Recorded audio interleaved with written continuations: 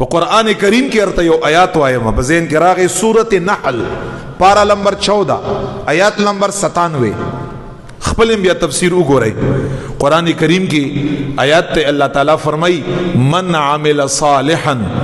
من ذکر او انثى وهو مؤمن ور اللہ پخپل فرمائی فلنحيينه حیاتا طیبا ولنجزینهم اجرهم احسن ما كانوا يعملون اللہ تعالی څومره خسته وعده کړی دا او دا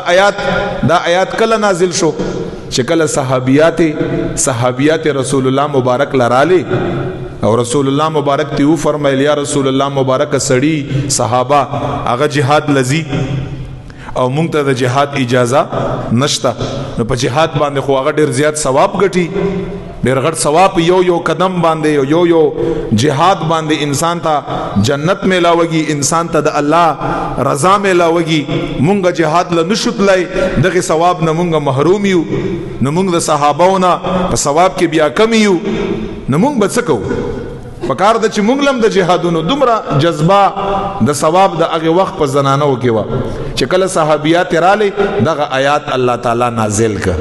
دغه صحابياتو د پاره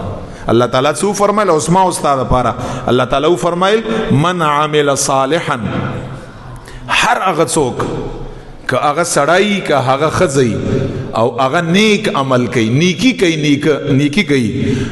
من عامل من ذکرن او انسا که د سڑی نہیں دغا کس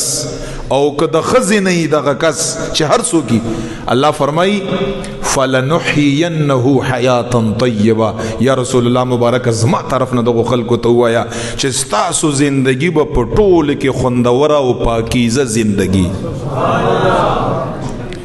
پاکیزه زندگی بمی څوک چې زما په هدایت او په دین باندې عمل کا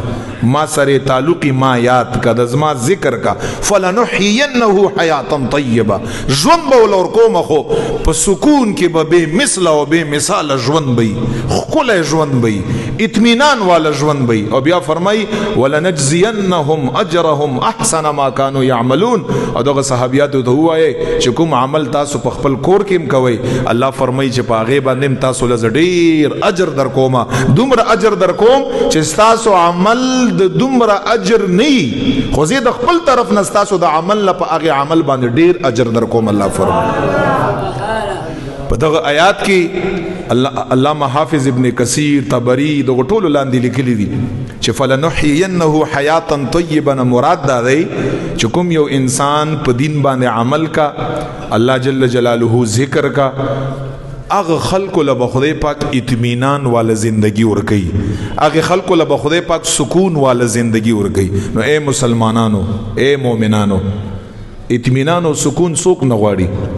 او دا څومره لوی دولت ته کدا شی غواړي دا کوم خپل مهربان ربم چې لګ هر کړه دی کنه دا بیر تر یاد کړي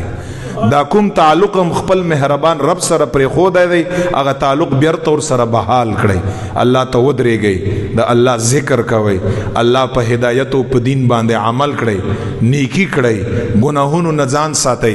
کبيار سره پیسې او کني اطمینان بدر سره کګاړې در سره او کني اطمینان او سکون بدر سره کور او خوراک او جامه او لباس در سره او کني چین بدر تخامه خای خوشاله بدر تخامه خی